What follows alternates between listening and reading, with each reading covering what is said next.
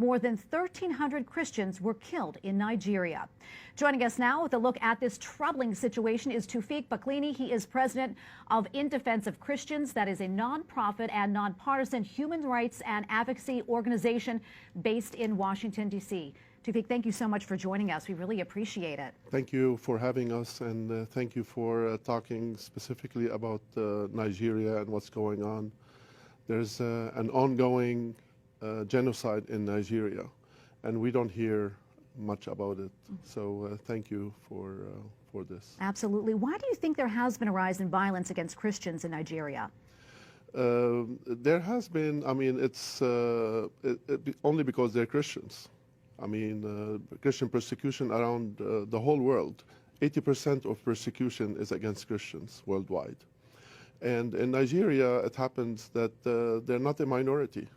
They're 50% of the country. And they've been persecuted only because they're Christians, for their faith. Is the government in Nigeria doing anything about it? No, almost nothing about it.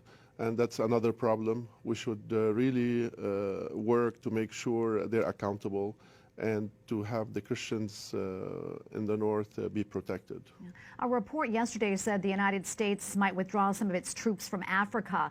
Would this proposal affect persecuted Christians in Nigeria? Not really. I mean, we've been bringing forces from all over, including from the Middle East. There's no need to keep a large amount of forces, but the president has been helpful in the Middle East, and we need his help in Nigeria. And we have many ways. We give a lot of aid to Nigeria, and I mean, we are in the strongest country in the world. There are ways to work on this.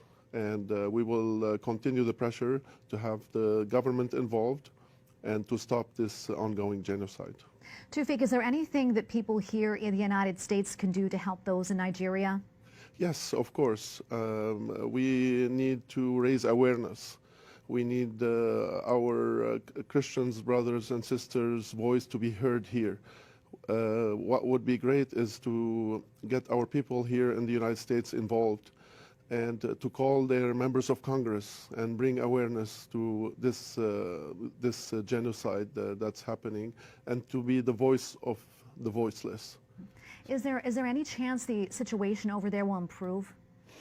It will not improve unless we help and support our brothers and sisters there.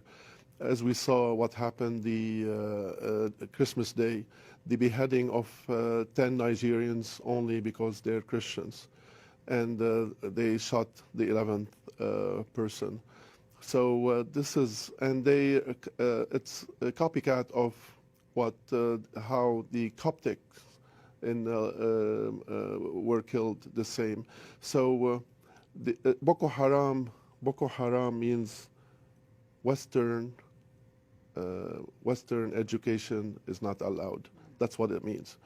So, and the reason those 10 were beheaded, it was because the Baghdadi was killed in Syria. So basically, they count the Christians as Westerners. And when the U.S. moves to kill the terrorists and move on the Islamic State and otherwise, the Christians are paying the price in other areas.